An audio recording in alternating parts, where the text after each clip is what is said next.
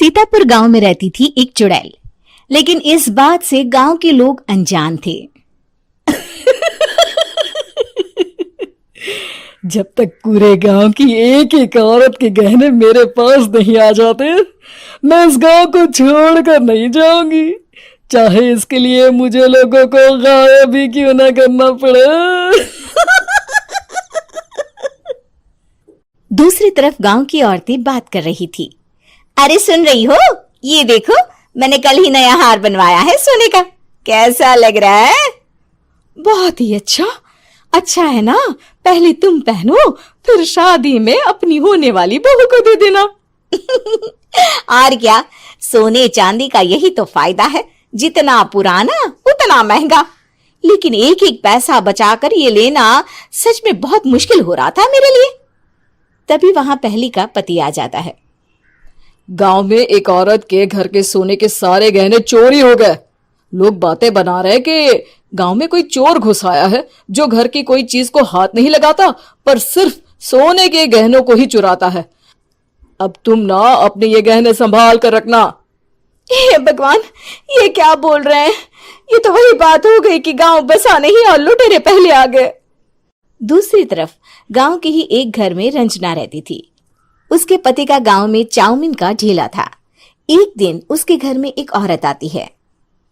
अरे रंजना, तू गांव में नहीं है तो सोचा तुम्हें बता दूं। गांव में बात चल रही है कि गांव में एक चोर घुस आया है जो घरों के सोने के गहने चुरा लेता है।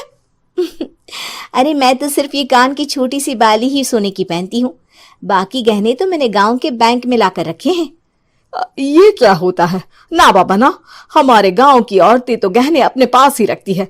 जब कहीं जाना हो तो बस अलमारी से गहने निकालो और पहन लो।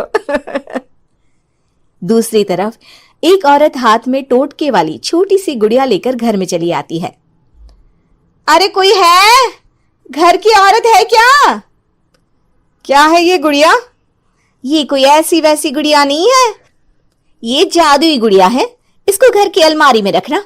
अगर तुम्हारे घर पर किसी की बुरी नजर होगी तो रात भर में ये पतली सी गुड़िया मोटी हो जाएगी। मैं कल आकर ये गुड़िया ले जाऊंगी और तुम्हारे घर की सारी बुरी नजर छूट जाएगी, समझी? अरे वाह, ये तो बहुत कमाल की गुड़िया है, दे दो। कितने की है एक? अरे नहीं नहीं नहीं, ये फ्री की है। मेरा काम इस पूरे गांव को बुरी नजर से दूर रखने का है। हाँ। भली औरत उसके हाथ से वो गुड़िया लेकर अलमारी में रख देती है। लेकिन अगली सुबह जब वो उस गुड़िया को देखती है तो पतली सी गुड़िया मोटी हो चुकी होती है। हे भगवान, ये क्या? किसने मेरे घर को बुरी नजर से बांध रखा था? तभी वो गुड़िया वाली भी आ जाती है। मैंने कहा था ना, घर पर बहुत ज्यादा बुरी नजर है। लाओ, ये गुड़िया मुझे दे दो। औरत वो गुड़िया उठाकर उसे दे देती है। गुड़िया हाथ में आते ही वो औरत उसे लेकर सीधे गांव के बाहर की खाली हवेली में चली जाती है और साधारण औरत से चुड़ैल बन जाती है।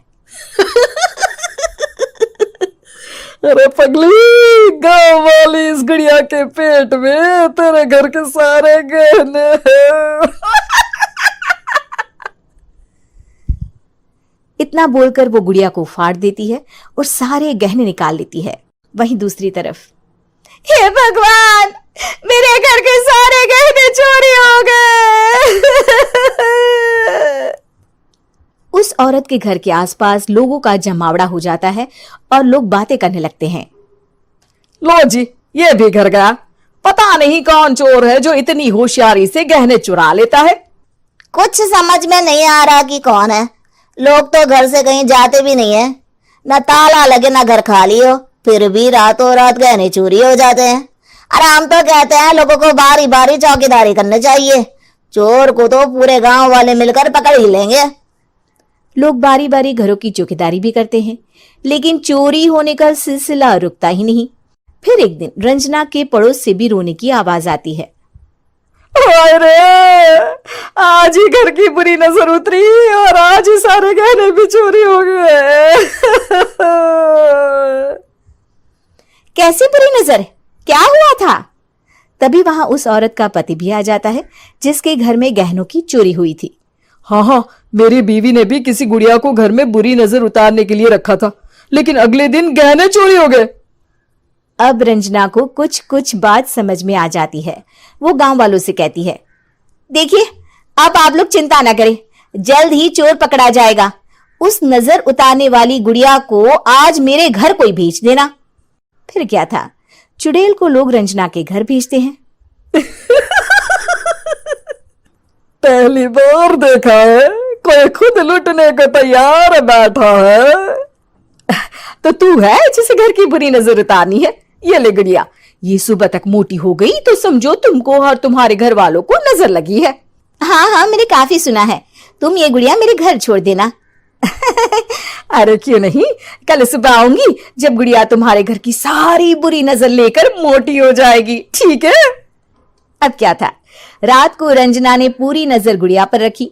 वो अपने पति और गांव के कुछ लोगों को घर की खिड़की से घर के अंदर नजर रखने को कह देती है, और फिर जो नजारा सब देखते हैं वो हैरान करने वाला होता है। गुड़िया धीरे से अलमारी खोलकर बाहर आती है। अलमारी के सारे गहने लेकर घर में जहां जहां गहने होते हैं वो लेकर अपने मुंह से खा जाती है। वो जितने गहने खाती उतनी ही मोटी हो जाती और फिर अलमारी में बंद हो जाती है। गांव वाले डर के मारे वहीं बेहोश हो जाते हैं। लेकिन सुबह जब वो औरत गुड़िया लेने आती है, रंजना उसका सामना करती है। ये देखो, गुड़िया कितनी मोटी हो गई है। लगता है मेरे घर में बहुत लोगों की नजर लगी है। लाला, ये गुड़िया मुझे दे दे। अरे बहुत कीमती गुड़िया है ये। तेरे घर की सारी बुरी नजर मैं गांव के बाहर वाली हवेली में फेंक आती हूँ। शाम को फिर लोगों के घर इसे लेकर जाना है ना। इसमें तो मेरी जान बसती है, जान। रंजना गुड़िया को चुड़ैल की तरफ बढ़ा देती है, लेकिन फिर वापस ले लेती है और गुड़िया के हाथ मोड़ देती है। जैसे ही गुड़िया के हाथ मोड़ती है, चुड़ैल का हाथ भी मुड़ जाता है। अच्छा, तो ये वो गुड़िया है जिसमें तुम्हारी जान बसती है। अब सुन चुड़ैल, तेरी सारी हकीकत सबके सामने आ गई है। या तो गांव वालों के गहने लौटा दे, नहीं तो मैं इस गुड़िया की गर्दन मोड़ दूंगी। चुड़ैल डर जाती है। अरे नहीं नहीं, मेरी गुड़िया दे दो, मैं सबके गहने वापस कर दूंगी। ठीक है, अब भी जा और सबके सारे गहने वापस कर। चल निकल यहां से। चुड़ैल सबके गहने लौटा कर रंजना के पास आती है। ला दे मेरी गुड़िया रंजना, इसके अंदर के गहने निकाल ले, लेकिन गुड़िया वापस दे दे। लेकिन रंजना जानती थी कि जैसे ही गुड़िया चुड़ैल को देगी उसकी शक्ति वापस आ जाएगी। चुड़ैल, तू तो चुड़ैल ही रहेगी, ये मैं जानती हूँ। अरे नहीं नहीं नहीं, मैं गांव छोड़कर चली जाऊंगी, किसी को परेशान नहीं करूंगी, वादा करती हूँ मैं। लेकिन रंजना उसकी एक बात नहीं सुनती और गुड़िया का सर उसके शरीर से अलग कर देती है। चुड़ैल सर अलग होती ही गायब हो जाती है। गांव वाले रंजना के साहस और बुद्धि की खूब प्रशंसा करते हैं।